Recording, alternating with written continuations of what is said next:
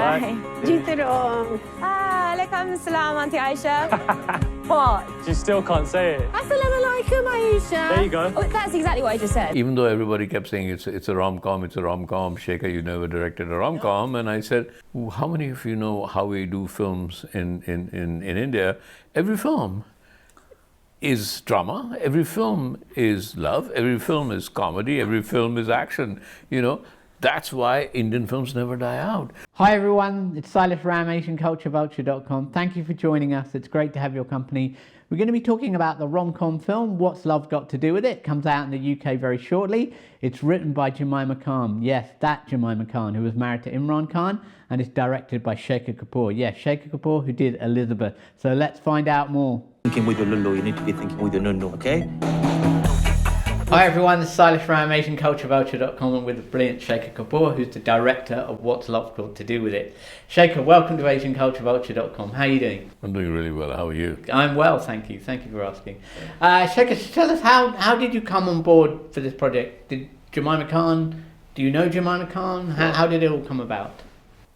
No, it was through Working Title. Jemima sent the script, and I worked with Working Title before with Elizabeth and Golden Age. Cool.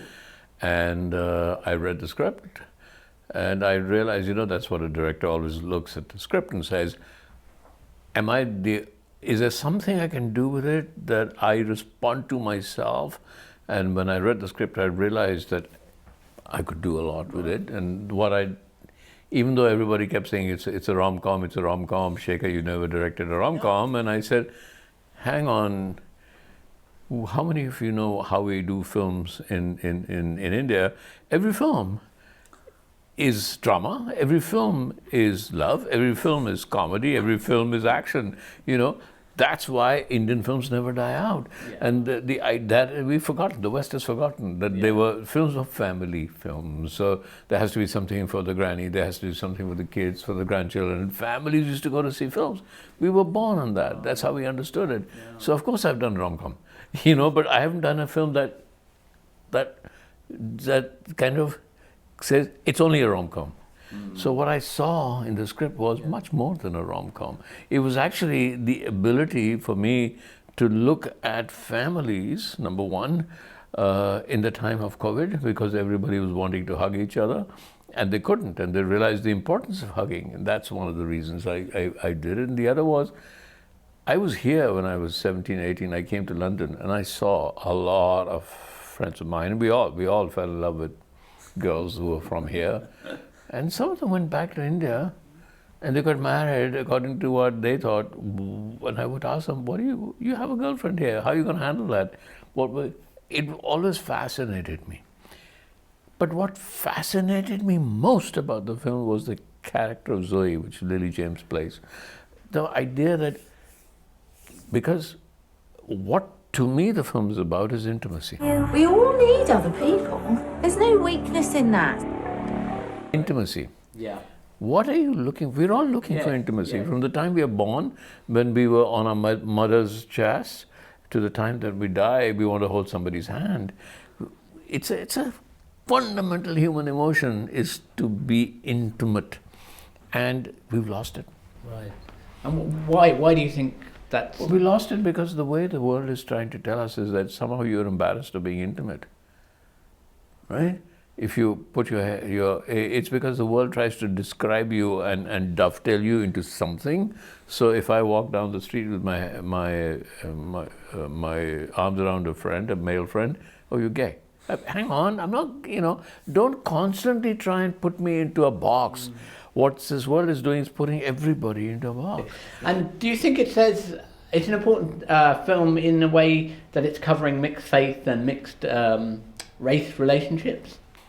Yes. It doesn't take it head on though, but it's an important film. Yeah. I think that the main driver of that is Emma Thompson, the character Kath, who knows the truth and is wanting to represent the truth and is constantly getting it wrong. She's very funny, you know. I find her, and Emma is fantastic because she does so many things just on the spur of the moment. Right. In the middle of the scene, she'll say something that's not she'll just keep making it up, And we had such a problem because when she'd do it, she'd be so funny that we had to hide ourselves because we'd all be laughing as the camera's running and we wanted to capture that moment. But I think that Kath itself is a fascinating character because she is probably the one person who's completely embraced culture, being of the same culture. She loves them. She loves the Khan family. I'm very lucky to have them as neighbours. Actually, they've become like family to me since your father left for that teenage whore. She's 35. Exactly.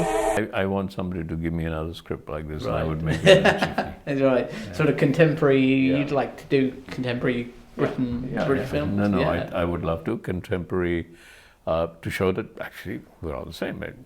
I would love to make another film of Asians in contemporary Britain, contemporary Asians in contemporary Britain. I never realized that there was this depth of talent in the Asian community here.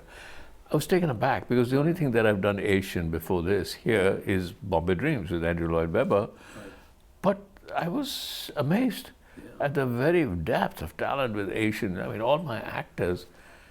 And I'm really, really wanting to do another film that is Asian in its nature, but using Asian people here and Asian talent. Yeah.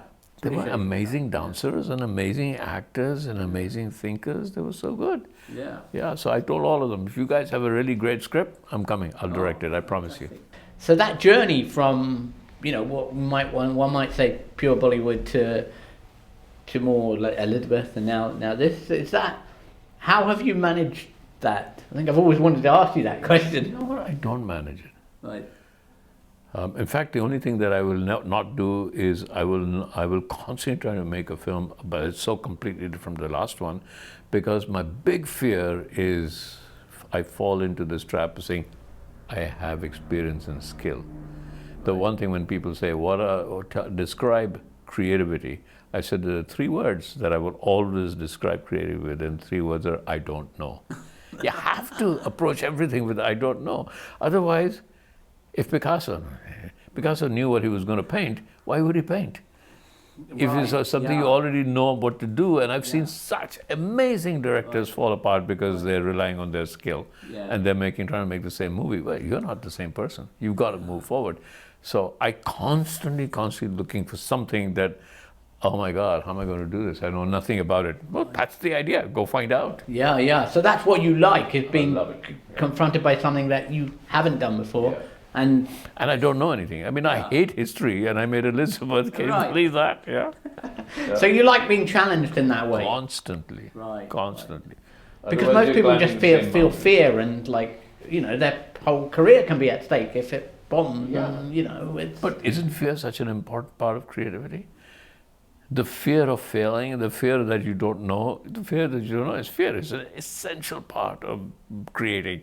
That fear is like people are fear, oh my God, I'm afraid. Yeah, great. Yeah. That's why you're good, because you're afraid, because you're nervous. I've seen great actors. I've seen, great actors just before going into shoot. Yeah.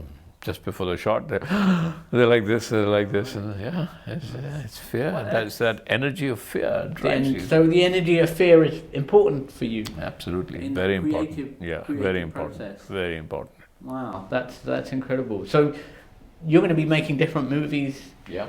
You're not going to. My next film is about the environment. Okay, is that the one about the water? So I remember you talking about it in Cannes some years ago. I know it's been. And you become very fearful. Oh, it's become an old subject. But the fact is, every year it becomes even more important to make the film. Becomes even more important to make the film. And is that what the environment is like, front, center, and back of your conscience? Is that something that you think?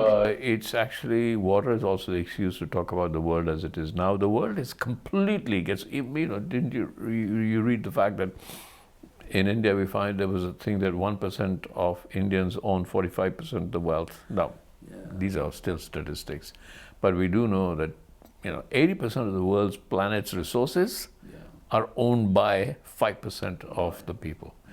Now, in that kind of world, exploitation is what works. That we keep saying the pyramid. Right. What we forget is that the bottom of the pyramid supports the top. Absolutely. You know, and if the bottom of the pyramid wasn't, suddenly rebels, the top falls. It'll all, the whole structure collapses. Quite, yeah. Maybe it should collapse, and that's what my film's about. That bottom of the pyramid, if you exploit what we call the bottom of the pyramid, it'll collapse, and you will collapse with it. You will be the first people to go because you don't know how to live with less, which is. What's your kind of timeline on the film? No, I think I'll start filming that at the end of this year. Okay, right, excellent. And so that'll be shot in India or it doesn't matter. I think with the technologies we have today, we can shoot anywhere we want, anywhere. Yeah. Okay, so there'll be a lot of CGI and special effects. It's the fact that it's a city of the future. Right. Okay. So you have to. That's the other exciting thing is what will the future city look like? Right.